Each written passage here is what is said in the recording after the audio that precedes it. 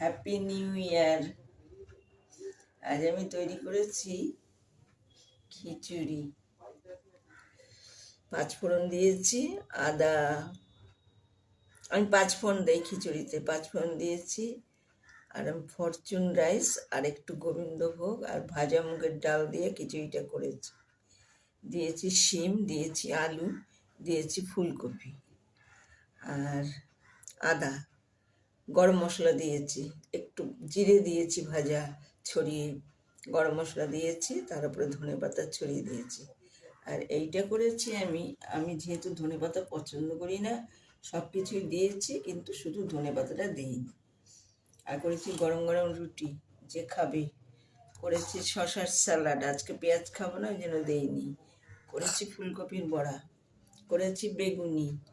এটা আমি বেসন আর চালের গুঁড়ো দিয়ে করেছি, আর দিয়েছি একটু কালো জিরা, এই কালো জিরা দেখা যাচ্ছে। আর করেছি পাঁচফোড়ন দিয়ে আলু ফুলকপির তরকারি, ওর মধ্যে শুধু গরম মশলা দিয়েছি, আর নামাবার আগে আমার ছেলে ভালোবাসে সেই জন্য ধনেপাতা ছড়িয়ে দিয়েছি।